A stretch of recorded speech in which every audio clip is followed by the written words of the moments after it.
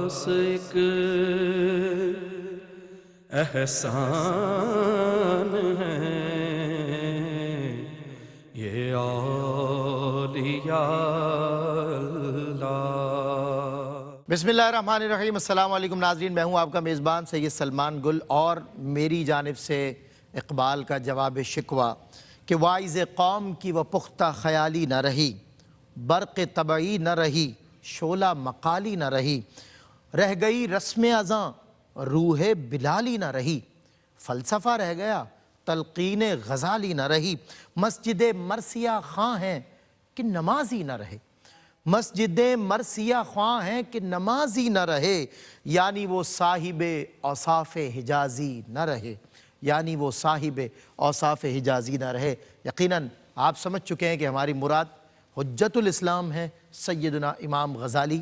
مثال کے طور پہ پیش کیا علامہ اقبال نے، بہت بڑی مثال ایک بہت بڑا مفکر ہی دے سکتا ہے، یعنی اقبال کے سوا کون بند میں اس طرح کا مزاج رکھے اور لوگوں کو انقلاب کی دعوت دے، لوگوں کو موٹیویٹ کرے، انہیں ان کی سنہری تاریخ سے جوڑے، ان کے سنہری اصولوں سے جوڑے، وہ قواعد و ضوابط جو بظاہر چمکتے ہوئے فلسفہ اٹریکٹیو چیزیں جو انسان کو اپنی طرف موڑ رہی تھی، مگر وہ کمال اخلاق اور کمال فلسفہ اخلاق جب نمایاں ہو کر انسان کو ایک ریکال کیا جاتا ہے، ریمائنڈر کروایا جاتا ہے کہ تم کیا ہو، تم کیا تھے، تو یہ بتانے کا مقصد ہے کہ امام سیدنا غزالی رحمۃ اللہ تعالیٰ علیہ، ہم نے پریویس ایپیسوڈ میں بات کی ہے کہ ایک یتیم بچہ چلتا ہوا چلا جاتا ہے، یقیناً پاؤں میں چھالے بھی پڑتے ہوں گے، وقت کی یہ مثال کے طور پہ بتایا جاتا ہے کہ وقت کی کلفتیں، یہ ہرڈلز، یہ ہیکٹک سچویشنز، یہ سب فیس کرتے ہوئے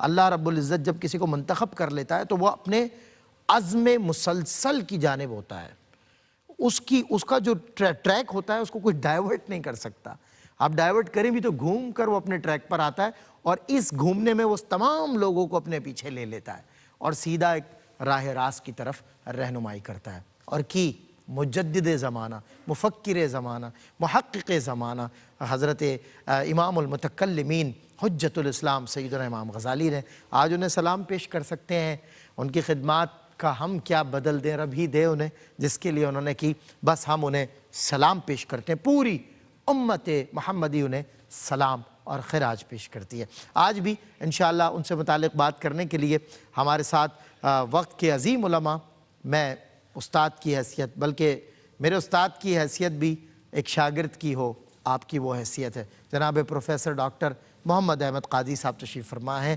اور تشریف فرما ہیں حضرت علامہ مولانا مفتی خرم اقبال رحمانی صاحب۔ یقین کیجئے پچھلی نشست اور ہمیشہ ہی ان حضرات کے ساتھ جب بھی میری نشست ہوئی ہے بہت خوبصورت کلام کرتے ہیں، اور آج بھی انشاءاللہ امام سیدنا غزالی سے متعلق ہم بات کریں گے۔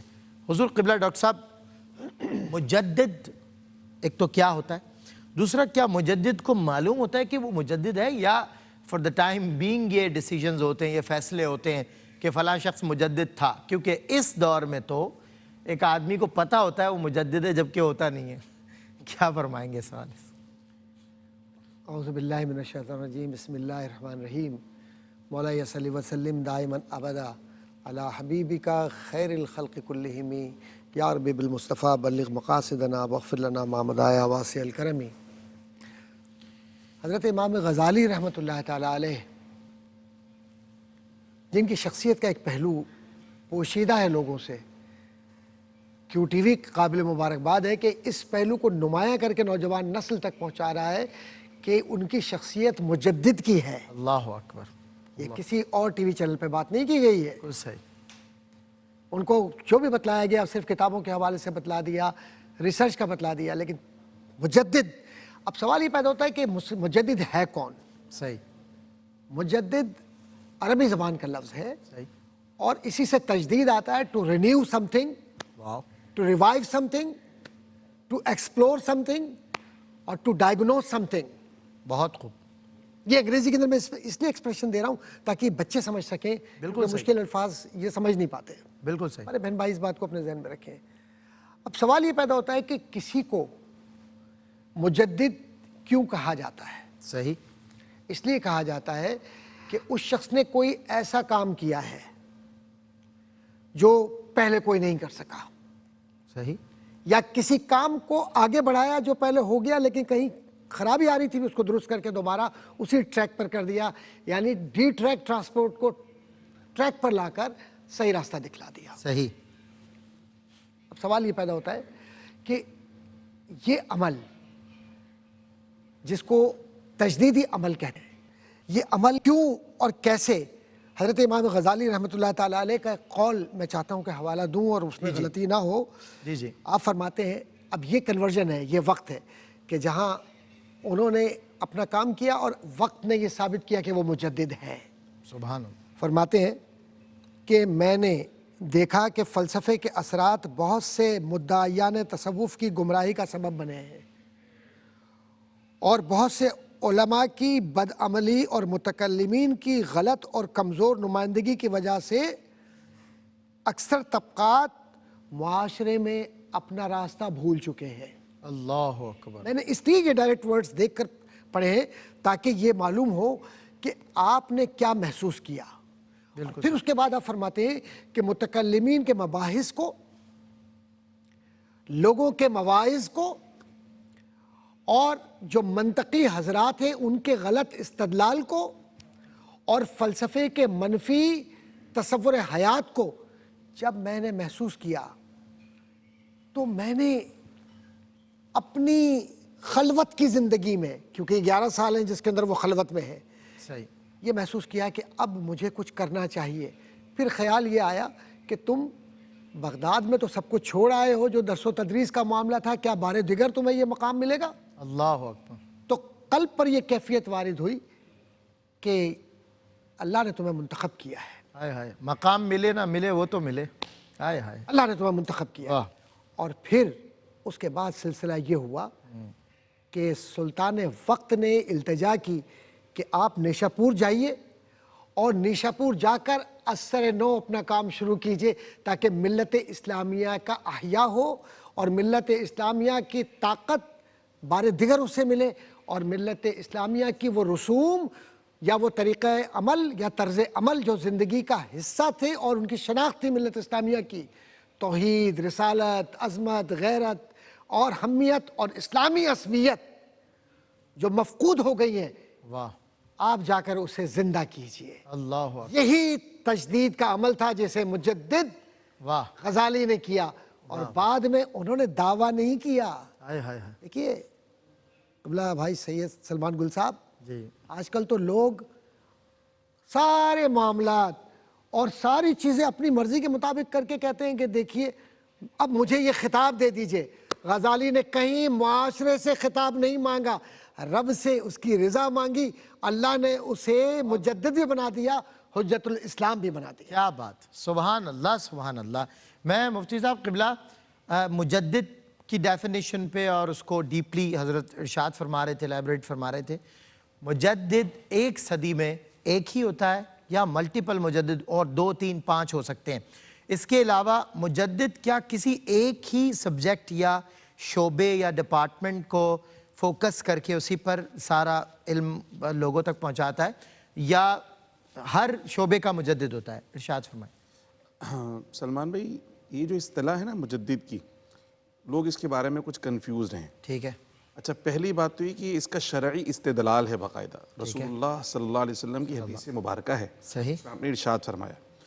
دوسرا یہ کہ ہمارا عقیدہ ہے کہ پیارے آقا صلی اللہ علیہ وسلم خاتم النبیین ہیں، آپ کے بعد کوئی نیا نبی نہیں آئے گا، صحیح، لیکن دین جو سرکار لے کر آئے وہ قیامت تک باقی رہنے والا ہے۔ صحیح، ظاہر سی بات ہے جب زمانہ گزرتا ہے تو زمانہ اپنے اثرات کے ساتھ آتا ہے۔ ہم دیکھتے ہیں کہ بڑی بڑی تہذیبیں آئیں اور اس کے بعد ختم ہو گئیں، بالکل صحیح، لیکن الحمدللہ اسلام ہر زمانے میں زندہ و جاوید رہا۔ ایک طرف تو رسول اللہ صلی اللہ علیہ وسلم کا معجزہ ہے، دوسرا پیارے آقا صلی اللہ علیہ وسلم کی امت میں اللہ نے ایسے افراد کا انتخاب کیا ہے جو وراثت الانبیاء کے تحت ہر زمانے میں دین کی حفاظت کرتے ہیں۔ صحیح، اچھا، حفاظت کا ایک طریقہ ہوتا ہے خارجی، یعنی دشمن حملہ آور ہو تو مسلح ہو کر جد و جہد کی جاتی ہے اور حفاظت کی جاتی ہے۔ دوسرا ہے نظریاتی حفاظت۔ تو یہ جو نظریاتی حفاظت ہے نا، یہ ہے مجدد کا کام، بالکل صحیح، دین کے نظریات کا تحفظ کرنا۔ اور مجدد کوئی نئی چیز لے کر نہیں آتا، بلکہ اس حقیقت پر جو گرد پڑ چکی ہوتی ہے اسے صاف کرتا ہے اور اس میں وہ مصطفی نور اور وہ چمک دوبارہ امت کو دکھاتا ہے جو رسول اللہ کے زمانے کے اندر سبحان اللہ، اس کا وہ روحانی تعلق جوڑنے کی کوشش کرتا ہے۔ بالکل صحیح۔ تیسری بات یہ ہے کہ مجدد کی اصطلاح کو اگر ہم دیکھیں اور اپنی تاریخ اسلامی کو دیکھیں، بڑی بڑی شخصیات تشریف لے کر آئیں، مسلمہ شخصیات، لیکن ہر کسی کو مجدد نہیں کہا گیا۔ صحیح بات۔ مثال کے طور پر سیدنا امام اعظم ابو حنیفہ اتنے بڑے امام ہیں، امام الائمہ فی الحدیث بھی ہیں، اور آپ فقہ کے امام بھی، یہاں تک کہ امام اعظم سارے ائمہ کے امام ہیں، امام الائمہ آپ کو کہا گیا، لیکن آپ کو مجدد نہیں کہا گیا۔ نہیں کہا گیا۔ امام بخاری علیہ رحمہ علم حدیث کے کتنے بڑے امام ہیں، لیکن آپ کو مجدد نہیں کہا گیا۔ امام مسلم کو مجدد نہیں کہا گیا۔ اس کا مطلب یہ ہے کہ رسول اللہ صلی اللہ علیہ وسلم کی حدیث مبارکہ میں جو سرکار نے جو ایک اس کا پیمانہ مقرر کر دیا ہے، اس پیمانے کے تحت جو شخصیت کام کرے گی، یہ ٹائٹل، یہ لقب صرف اسی کو دیا جائے گا۔ ہر بڑے عالم دین نے یہ ٹائٹل نہ خود سے لیا، نہ ہر کسی نے ہر کسی کو دیا۔ بالکل صحیح ہے۔ تو مجدد تو ایک ہی ہوگا۔ اس پہ ہم بات کرتے ہیں، اور اسپیسیفکلی آپ نے جو ابھی وضاحت کی کہ بہت بڑا لٹریچر، امت کے لیے بہت بڑا فائدہ، اس کے مجدد ہونے پر دلیل نہیں ہے، یعنی پیرامیٹرز اور بھی ہیں، یعنی اور بھی کوالٹیز ہیں جن پر بات کی جائے گی۔ بریک کے بعد ہوتی ہے آپ سے ملاقات۔ خوش آمدید ناظرین، خیر مقدم ہے آپ کا۔ حجت الاسلام سیدنا امام غزالی رحمۃ اللہ تعالیٰ علیہ کو خراج پیش کر رہے ہیں، اور آپ کی شخصیت کے کمالات اوصاف سے متعلق ایک بار پھر جان رہے ہیں۔ ریکال کیا جاتا ہے ہمیں کہ سمجھو تھے تو وہ آبا وہ تمہارے ہی مگر تم کیا ہو، اس حوالے سے ہمیں سمجھایا جاتا ہے۔ میں مفتی خرم اقبال رحمانی صاحب تشریف فرمائیں، بات چل رہی تھی کہ امام بخاری کو، امام مسلم کو، امام اعظم ابو حنیفہ کو امام اعظم ہیں وہ، مگر مجدد نہیں کہا گیا۔ مجدد کسی کسی کو کہا جاتا ہے، تو وہ کیا کوالٹیز ہیں؟ یہ اتنے بڑے لٹریچر، اتنی بڑی خدمات کے بعد بھی آدمی مجدد نہیں ہے، کیوں؟ کیا پیرامیٹرز بتائیں حضور نے؟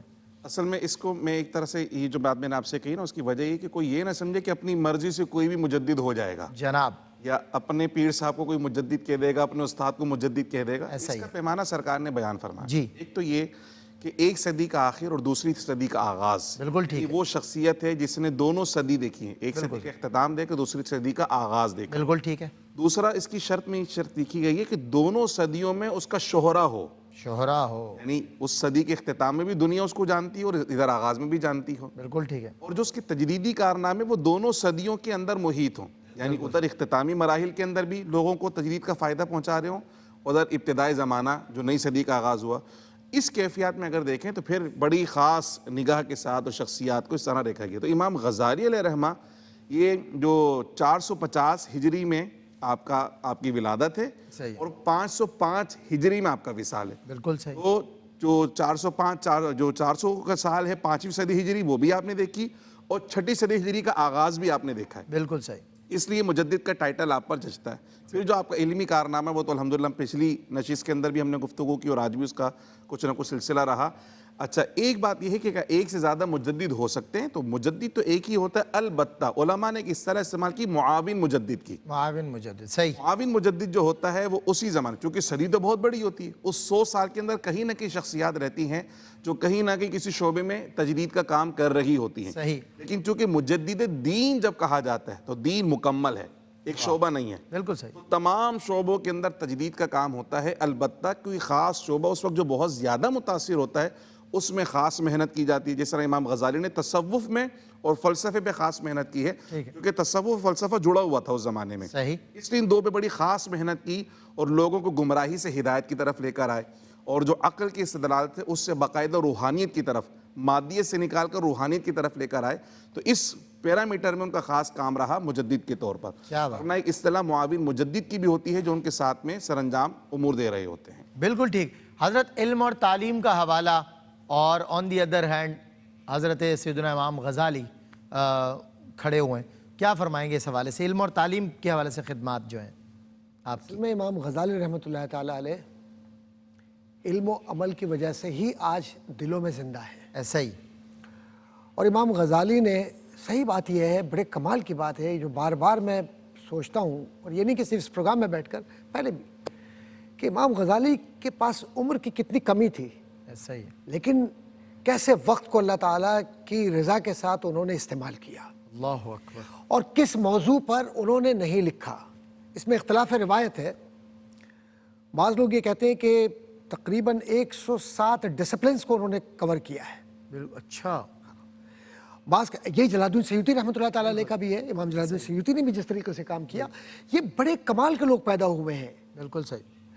اب امام غزالی رحمۃ اللہ تعالیٰ علیہ نے تحفظ الفلاسفہ ہے یا المنقذ من الدلال ہے یا اور دیگر جو کتب ہیں، اگر آپ ان کا مطالعہ کیجئے، خود ایک ایک کتاب کے اندر 100 عناوین ہیں الگ الگ، اللہ اکبر۔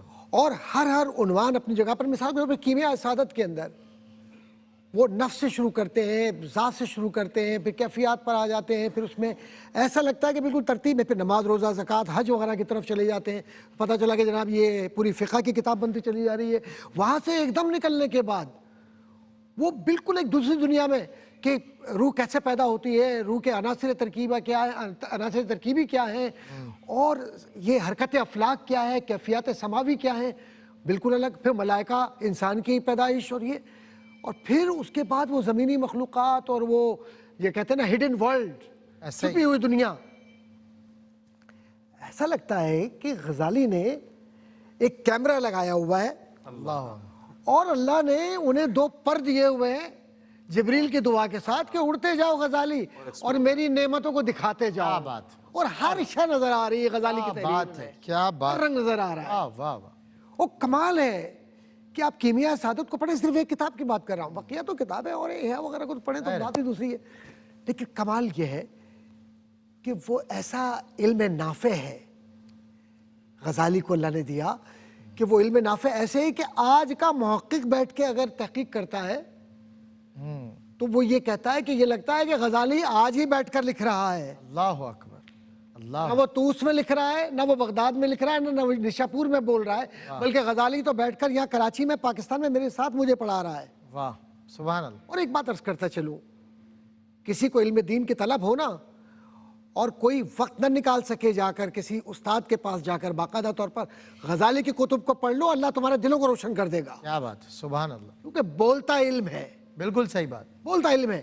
تصوف پر جس کو علم اخلاق لکھا ہے غزالی نے، امام غزالی رحمۃ اللہ تعالیٰ علیہ نے تصوف کو علم اخلاق لکھا۔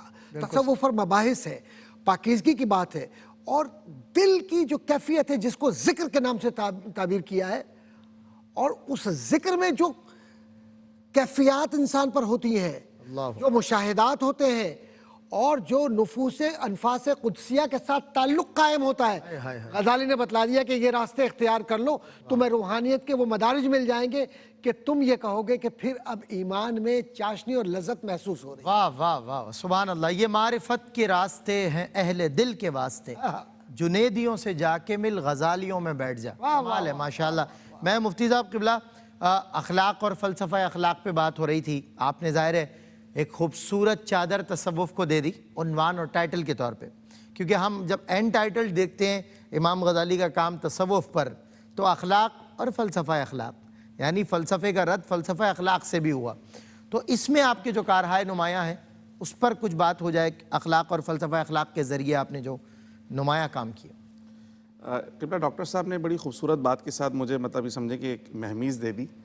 فلسفہ اخلاق اور تصوف کو جس طرح ڈاکٹر صاحب نے جوڑا ہے، حقیقت یہی ہے، بالکل ایسا، یعنی اس کو سمجھانے کا انداز قبلہ ڈاکٹر صاحب نے جس طرح اختیار کیا تو میرے لیے آسان ہو گیا۔ اللہ نہ فلسفہ اخلاق سمجھے تو فلسفے سے لوگ پتہ نہیں کیا کچھ سمجھ جاتے ہیں۔ ایسا ہی، تو سیدنا امام غزالی علیہ رحمہ تصوف کو پریکٹیکل لے کر آئے، واہ، یعنی تصوف صرف مراقبے کا نام نہیں، بالکل صحیح، تصوف صرف تسبیح کا نام، جانے کا نام نہیں، تسبیحات کا نام نہیں، ریاضت، اس کا فکری اثر اور عملی اثر کیا ہے۔ بالکل صحیح۔ امام غزالی فرماتے ہیں کہ تصوف در حقیقت عملیت پسندی کا نام ہے، یہ صرف کتابوں کا نام نہیں، ورنہ امام غزالی سے پہلے تصوف پر کتابیں لکھی گئی تھیں، ایسا ہی، اگر آسان لفظوں میں سمجھائیں تو وہ روایات پر تھیں۔ صحیح، سرکار نے سچ کی فضیلت یہ بیان فرمائی، واہ، جھوٹ کی مذمت یہ بیان فرمائی، اللہ سبحانہ و تعالیٰ نے قرآن مجید میں سچ اور جھوٹ کو اس طرح بیان کیا، یہ ساری اخلاقیات موجود تھیں، بزرگوں نے کتابیں لکھی، مگر امام غزالی نے عملی طور پر یہ بتایا کہ جب سچ اختیار کیا جاتا ہے اللہ کی رضا اور خوشنودی کے ساتھ ساتھ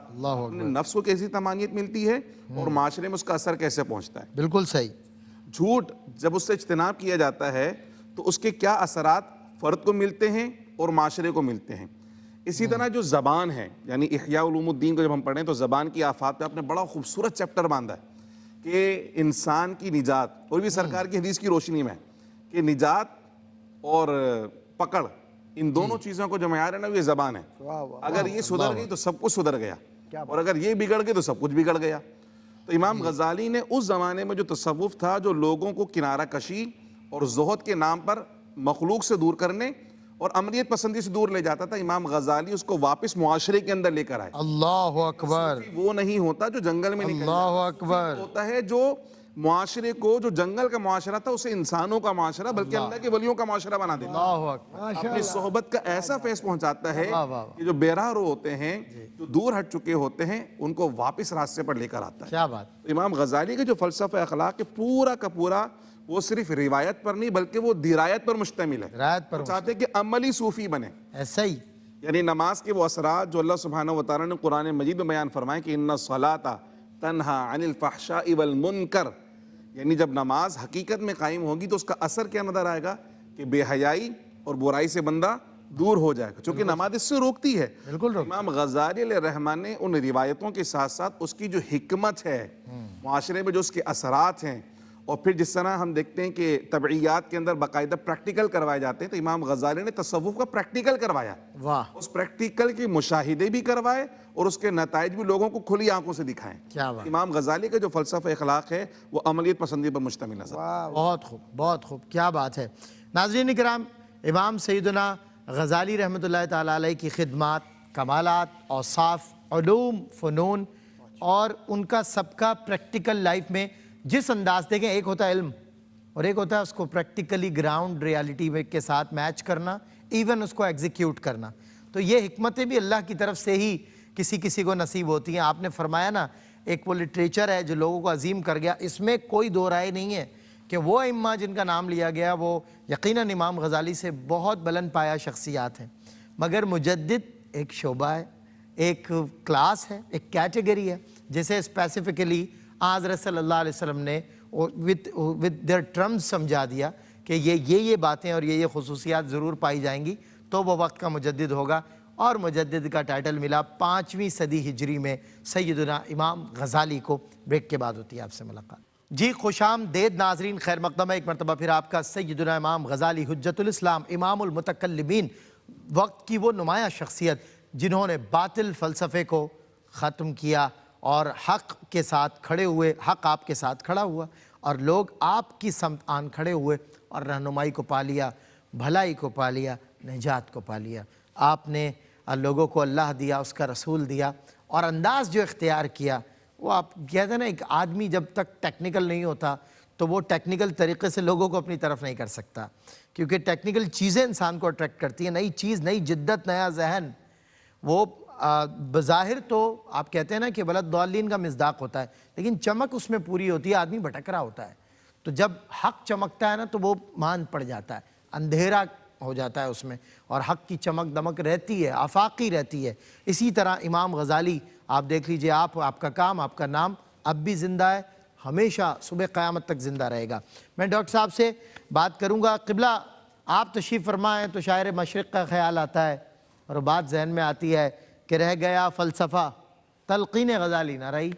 تو بات یہ ہے کہ اب بھی ادبی فلسفے کی اور اس فلسفے کی بھی بات کی جاتی ہے جو رہنما فلسفہ ہے, اس میں کوئی شک نہیں, جو اسلام میں ہمیں سپورٹنگ ایلیمنٹ ہے فلسفہ, لیکن تلقین غزالی رکھا ہوا ہے فلسفہ. ارشاد فرمائیں اس حوالے سے. سب سے پہلے تو یہ سمجھ لیں کہ ہم اتنی دیر سے بات کر رہے ہیں فلسفہ فلسفہ فلسفہ ہوتا کیا ہے. صحیح بات, فلسفی, فلسفہ ہوتا کیا ہے. بہت دلچسپ بات ہے. فلسفہ دو اقسام کے ہیں. صحیح. ایک وہ جو کو نتیجہ دیتا ہے, صحیح, جس کا کلیہ یہ ہے کہ نامعلوم سے معلوم تک لے جاتا ہے. واہ, عدم سے وجود تک, عدم سے لائی ہستی میں آرزو ہے رسول. ہاں ہاں ہاں, واہ واہ واہ, سبحان اللہ, بہت خوب. تو یہ کیفیت یعنی مجہول سے معروف کی طرف. بالکل صحیح. اور ایک فلسفہ وہ ہے جس کو آپ آج کے دور میں پڑھتے ہیں اور فخر سے بیان بھی کرتے ہیں, لیکن اس میں سب کچھ ہوتا ہے, فلسفہ اخلاق نہیں ہوتا. ہاں, مینرز نہیں ہوتے. اس کے اندر یہ نہیں ہوتا کہ باپ اور بیٹا دونوں ایک ہی جگہ پر بیٹھ کر وہی کام کریں جو دونوں معیوب ہیں. اللہ اللہ, میں صرف اشارہ کرتا ہوا جاؤں. بالکل صحیح, بالکل زبردست ایگزامپل. اور اس فلسفے کے اندر جب آپ اس کو چھیلیں گے تو آپ کو یہ نظر آئے گا کہ آپ نے ایک پیاز لی ہے اور اس کے پرت اتار رہے ہیں, آخر کے اندر آپ کو کچھ بھی نہیں ملے گا. جی تو برزخ آپ کی تاریک ہو گئی. بالکل صحیح. یہی کیفیت تمام ادوار کے اندر رسول اکرم صلی اللہ علیہ وسلم کے دور میں جو لوگ تھے ان کی برزخ ایسی تھی. حضور نے ان کی زندگیوں کو منور فرمایا اور پھر حضور کی برکت سے غزالی کو اللہ نے علم دیا. اور اب غزالی نے اس بات کو محسوس کیا کہ مجھے کن موضوعات پر لکھنا ہے, تو غزالی نے علم الہیات پر لکھا. اللہ اکبر. اور علم الہیات میں یہ بتلایا کہ تم اللہ کے غیب کو, اللہ کے علم کو, اللہ کی ذات کو, اللہ کے حاضر و ناظر ہونے کو اور اللہ کے وجود کو جس طرح سے دیکھنا چاہتے ہو, وہ اصل میں تمہاری اپنی اکتسابی کیفیت کی وجہ سے تمہیں جو اصل منزل ہے اس سے دور لے جا کر گمراہ کر رہا ہے. اللہ اکبر. کیوں کہ اس پر یونان کے اثرات ہیں. صحیح. اور معاشرتی اعتبار سے جو یونان کے اثرات تھے اس میں آپ کو جو نظر آتا ہے وہ ریپبلک کا وہ بڑا نامور لکھنے والا نظر آتا ہے جس کو آپ افلاطون کہتے ہیں. صحیح. اور پھر ایتھکس اینڈ پالیٹکس کا لکھنے والا آپ کو ارسطو نظر آتا ہے وہاں پر. نظر آتا ہے. پھر وہ جو سارے کیریکٹرز ہیں, تو اللہ کے اس ولی نے حرفاً حرفاً لفظاً لفظاً مکمل مطالعہ کر کے ایک ایک بات کا رد کیا اور یہ بتلایا کہ موحد اس کو کہتے ہیں, توحید اس لیے ہے, اور توحید پر چلو گے تو یہ کامیابی کے مراحل ہیں. واہ واہ واہ واہ واہ. انہوں نے ایک دم اٹھا کر کسی کو صوفی نہیں بنا دیا کہ آؤ تم بہت بڑے صوفی بن گئے, آج تم کو غوث ہو, بات یہ ہے کہ تم وہ ابدال و اعتاد ہو. انہوں نے عبادت کے سلیقے سکھلائے. بات یہ ہے کہ ایگزامپلز جب اتنی سالڈ ہوں فلسفی کی تو ان کا رد کرنے کے لیے آپ کو میدان میں اتر کے ایک ایگزامپل سیٹ کرنی پڑی. پھر اس کے بعد نبوت کی ضرورت کیوں محسوس ہوئی؟ بالکل اللہ تو ہر ضرورت سے بالاتر ہے, اللہ کو کسی چیز کی ضرورت نہیں ہے. بالکل صحیح بات. لیکن اللہ نے اس وسیلہ علم کو اور نبوت کے نور کو قلوب مومنین تک پہنچایا اس طرح سے کہ ہم نے تمہارے دلوں کو اس لیے منور کیا ہے کہ تاکہ تم ہدایت کے راستوں پر آئے. تو اس میں بھی انہوں نے دلائل دیے کہ کسی کو مسلمان کیوں ہونا ہے. اللہ اکبر. اب اگر آج ایک عام آدمی سے پوچھ لے تو مسلمان کیوں, بخدا میں سچ کہتا ہوں مسلمان کیوں کا جواب نہیں, اسے تو لفظ مسلمان کی تعبیر و تشریح بھی نہیں آئے گی. اللہ اللہ. کیونکہ ہمیں دور کر دیا گیا ہے. بالکل ایسے ہی. پھر اس کے بعد قرآن, اس کا وجود, اس کی ضرورت, اس کی افادیت, معاشرتی تقاضے اور رشتوں کی اہمیت, اور ان سب کو پاکیزہ تر رکھنے کے لیے قلب کو کیسے پاکیزہ کیا جائے, تو قلب پر توجہ کیسے ہو, روحانی دنیا کیسے آباد ہو, معاشرتی زندگیوں کے اندر بے ترتیبی ہے اس سے کیسے دور کیا جائے. یہ سارے وہ علمی فضائل ہیں امام غزالی کے کہ امام غزالی نے بیک وقت, میں اس کو یوں کہوں گا, اور میرے بہن بھائی ذرا سا غور سے سنیں میں کس طرح استعمال کر رہا ہوں, دو اصطلاحات, کہ استخراجی طرز استدلال اور استقرائی طرز استدلال, ڈیڈکٹیو میتھڈولوجی اور انڈکٹیو میتھڈولوجیز کو یوں ملا دیا اور یہ بتلا دیا کہ جب اس رنگ کو ملاؤ گے تو استخراج اس کا یہ ہے کہ تمہیں اس میں نور محمدی نظر آئے گا. صلی اللہ علیہ وسلم. کیا بات, بہت خوب. جب نور محمدی نظر آ جائے سبحان اللہ, تو قل جاء الحق وزهق الباطل ان الباطل کان زہوقا. زہوقا. ان کے علم نے اور ان کی خدمات نے, بالکل صحیح, اور ان کی کاوشوں نے معاشرے کو گمراہی سے نکال کر موحد بنایا. بالکل ٹھیک ہے. اور معاشرتی استدلال اس پر یہ ہے کہ غزالی زندہ آج اس لیے ہے جس کو دنیائے اسلام نہیں, دنیائے مغرب بھی تسلیم کرتی ہے, کوٹ کرتی ہے. کہ غزالی نے جس طریقے سے اسلامی معاشرت کو, اسلامک سوشلائزیشن کو پیوریفیکیشن آف ہارٹ کے ذریعے لوگوں میں مضبوط کیا, اللہ اکبر, وہ انہی کا خاصہ ہے. واہ کیا بات ہے, بہت خوب. ڈاکٹر صاحب, میں قبلہ صاحب یہ کمالات اس شخصیت میں اللہ رب العزت نے ماشاءاللہ پنہا رکھے اور زمانے پر آیا ہوئے, اور آج ہم بھی ظاہر انہی کمالات کی بات کر رہے ہیں. جب فلسفی کی مثال دی جاتی ہے نا, کوئی بڑا فلسفر ہے کوئی, تو اس سے لوگ اٹریکٹ اس لیے ہوتے ہیں کہ اس کی ریسرچ بیسڈ جو ہے نا ایگزامپلز ہوتی ہیں, اور کوئی ہلکی بات نہیں کر رہا ہوتا وہ, لیکن جب اس میں تحقیق کی جائے تو نتیجہ نکل کر جب آتا ہے تو وہ ظاہر نتیجہ ہماری حمایت کر رہا ہوتا ہے, ہماری اجداد کی حمایت کر رہا ہوتا ہے. یہی وجہ ہے کہ ہم اس کا رد کر بھی پاتے ہیں, ورنہ سوال ہی پیدا نہیں ہوتا کہ مطلب اتنا زیادہ جدید ذہن چل کر آئے اور سامنے رد کرنے والے کو کتنا شعور چاہیے, ہم سوچ نہیں سکتے اس بارے میں.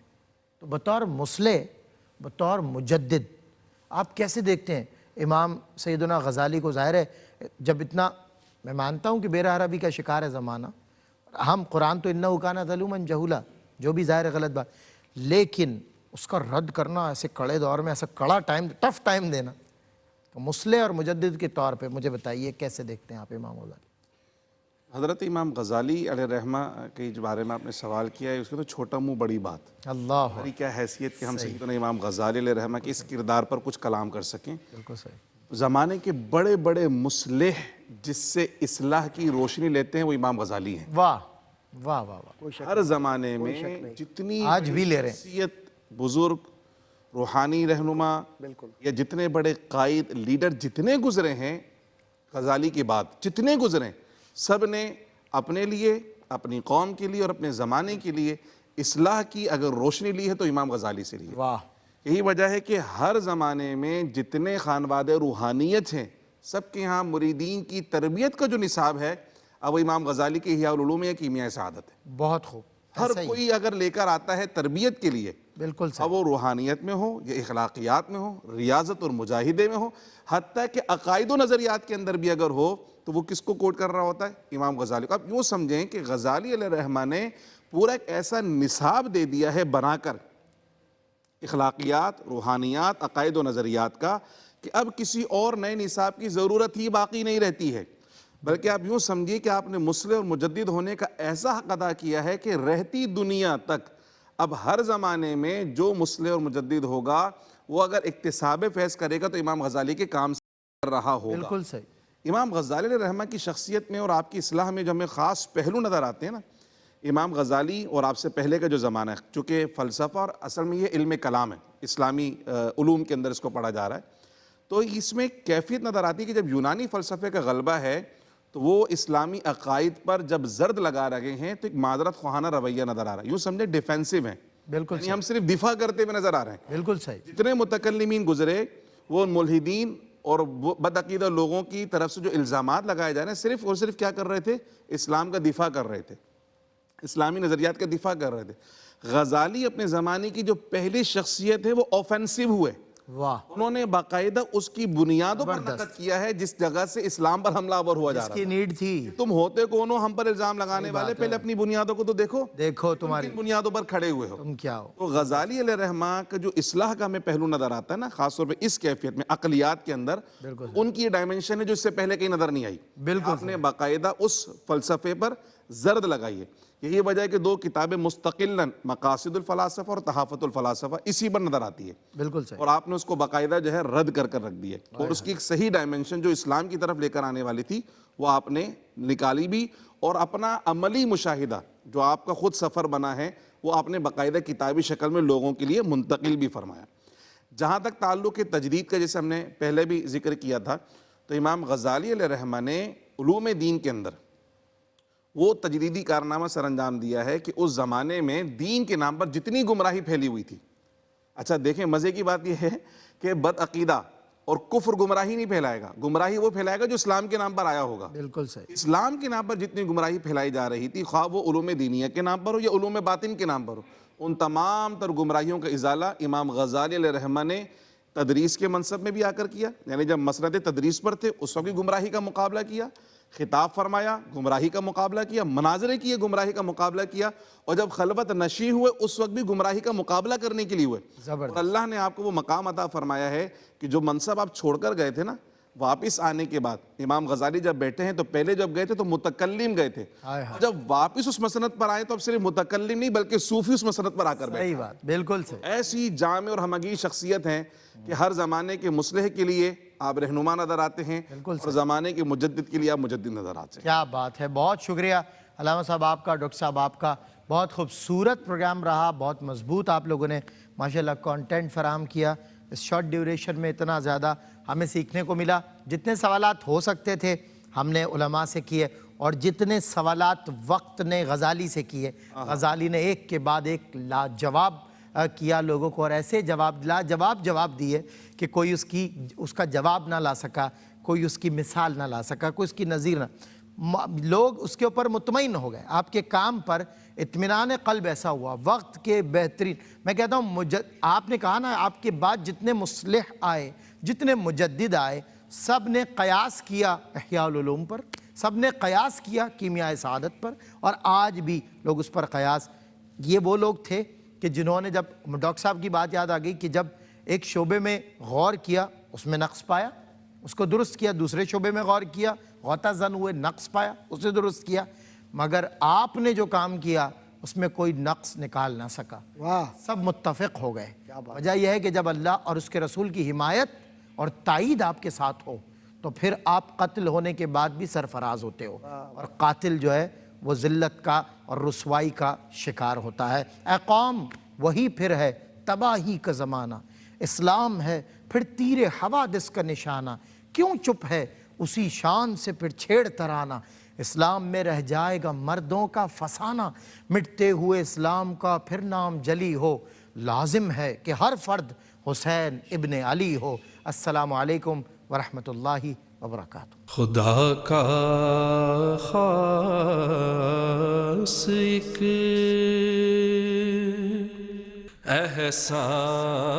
احسان ہے، یہ اولیاء اللہ. زمانہ جسم ہے اور جان